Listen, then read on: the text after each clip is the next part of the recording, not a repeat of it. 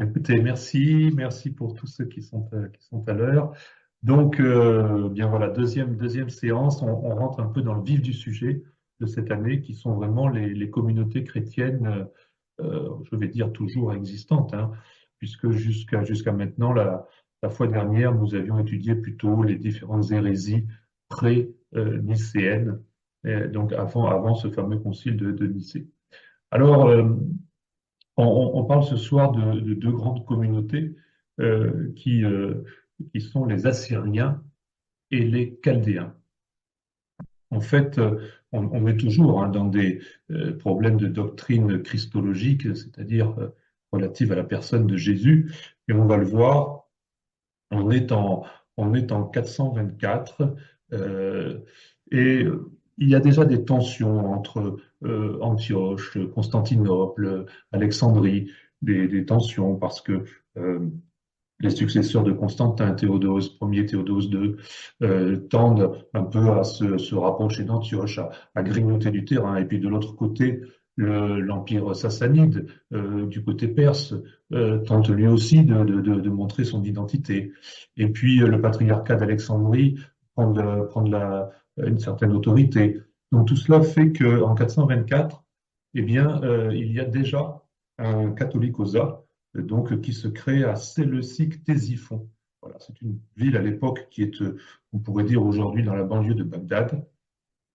Et, euh, et donc, il commence à y avoir voilà, des tensions, des volontés un petit peu de se séparer des, euh, des deux premières, finalement, des deux premières doctrines issues des conciles donc, de Nicée et de Constantinople. Et donc, l'empereur Théodose II prend appui sur le nouveau patriarche de Constantinople, patriarche Nestorius, et donc demande un concile, c'est le concile d'Éphèse, donc en 431, qui va donc réunir une grande partie de la chrétienté pour discuter de la thèse de Nestorius, ce Nestorius dit, eh bien, écoutez, en fait, en Christ, il y a deux personnes donc de nature, chaque personne ayant sa propre nature. Euh, c'est ce que l'on appelle le diaphysisme. Et donc, cette théorie de Nestorius, qui est en fait défendue plus politiquement par Théodose hein, que vraiment sur un plan christologique, va être par contre contrecarrée par Cyril. Alors là, je parle bien de Cyril d'Alexandrie, Cyril d'Alexandrie, qui donc va vraiment s'opposer à Nestorius. Ça va être le concile d'Éphèse va être assez violent en 431. Euh, Cyril, lui, va dire non, il n'y a pas deux personnes, il y en a bien une seule. Alors, il va confondre parfois la notion de personne et la notion de nature, mais ce qui est certain, c'est qu'au-delà de ce problème de personne et de nature, il s'oppose surtout à une thèse de Nestorius qu'il ne peut pas admettre, puisque Nestorius refuse de dire que Marie est mère de Dieu, le fameux Théotokos. Pour Nestorius, Marie est mère du Christ, elle est Christotokos, mère de Jésus, mais pas mère de Dieu, parce que donc dans la conception nestorienne, hein, Dieu ne peut pas avoir de mère, Dieu n'a pas été engendré, Dieu est. Donc voilà. Et donc Cyril va s'opposer fortement, de façon assez brutale, à cette thèse de Nestorius. Nestorius qui en rajoute une couche hein, en disant, et puis de toute façon, euh, un Dieu ne peut pas avoir souffert, donc il n'est pas possible que le Christ ait souffert. Donc ça a encore une autre raison pour Cyril de s'opposer à, à Nestorius.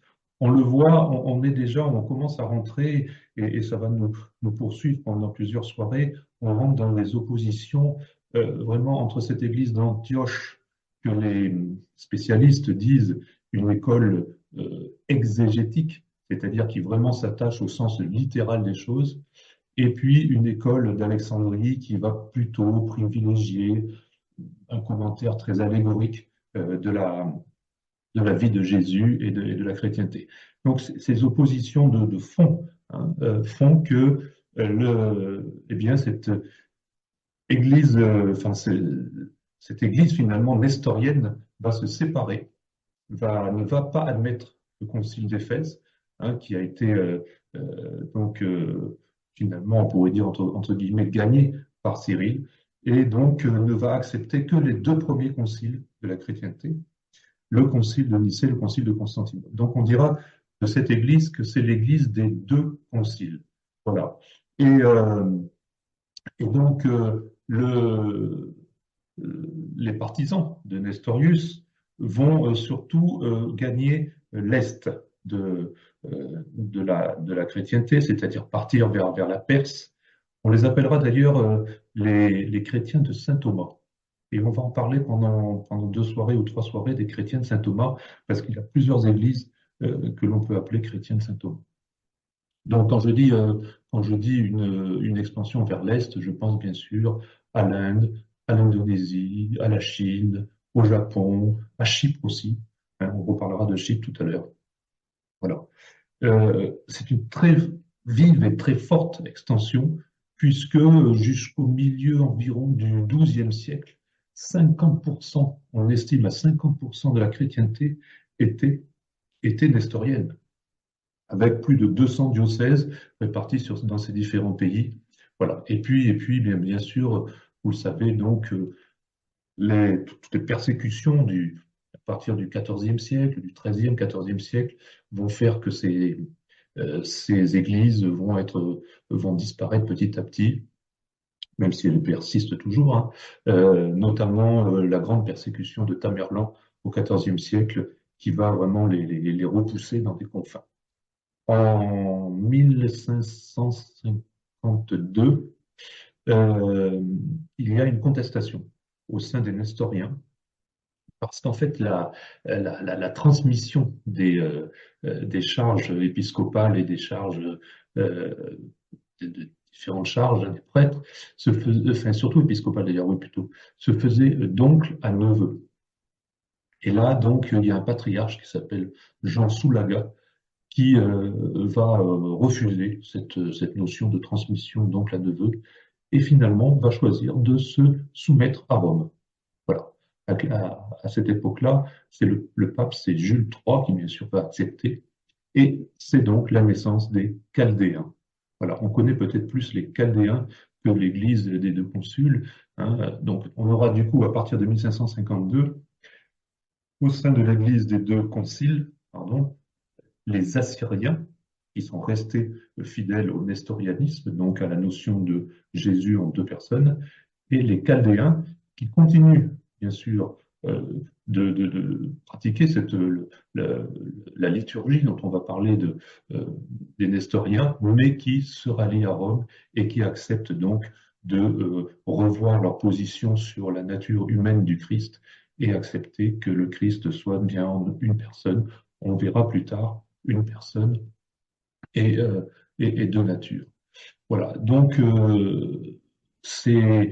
Alors, en fait, quand on fouille un petit peu l'histoire, cette notion de ce schisme chaldéen, il était déjà il était déjà prévu, puisqu'il y avait des Chypriotes qui, en 1445, déjà au concile de Florence,